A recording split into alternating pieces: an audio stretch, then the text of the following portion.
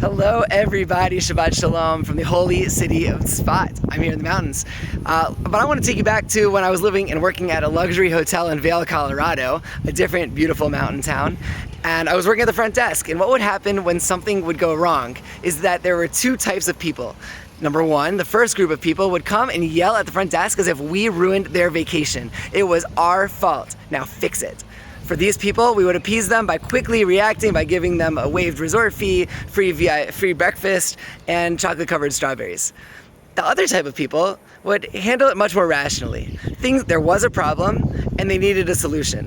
They didn't blame the front desk agents for their problem, but they knew that we could help them move past whatever the obstacle was. They handled it rationally. We gave them the same thing and more. We invited them to come back. These were loyal customers that we would want to have around our hotel, and we know that anytime you overcome a challenge or fill a void that the guest is facing, they're going to tell their friends, and it's better for business in the future, and they're going to have a better stay. So those are the two ways that people handle anger. This parasha is all about handling anger. When Miriam dies, Moses' sister, the well of water dries up, and all of a sudden the Jews are left without any water, which is a really serious problem. So the Jews complain to Moses, and Moses can't handle their complaining. God tells Moses to talk to the rock, speak to it, handle it in a mature way, just like these second group of guests. Moses can't. He loses it. With all of the pressure of the Jews, he hits the rock, and at that moment, he loses entry into this beautiful land of Israel. Just like that. A quick reaction on anger.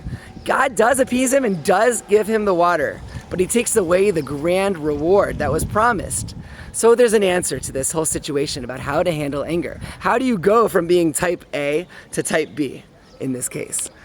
Later on, when Aaron dies, the cloud of glory goes away. This is like the force field in the desert that protected us from our enemies, protected us from the snakes and the scorpions. So that means that the snakes and scorpions all of a sudden came and terrorized the camp. They wreaked havoc. God tells Moses, in order to protect the people, put a snake on a staff and hold it in the middle of the camp. When anybody looks at the snake, they will be healed of their problems, of all of their snake bites and anything else that was going on. So Moses does it and it works. What about a snake on a pole works? Why does that do anything?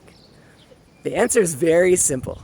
Because Rashi says that when people look up, they would look up at the snake and they'd look up and remember that God is above them.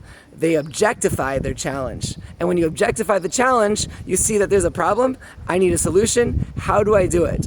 Instead of acting on instinct like an animal, running away from snakes, my life is over. Wait a minute. I've got God here. Or I'll be okay. This isn't that big of a deal. And if it is a big deal, there's steps to take that are the right way to handle it. And that'll heal you. So when you're facing challenges, when you have an emotional eruption or anger, narrowing of perspective, look up, perspective, put it into perspective, explain what the fear is, and then build a strategy to defeat that. Find the solution and work hard on it. You can do it. And you'll get long-term results as a result of the patience that you exhibit when you're angry. Shabbat Shalom.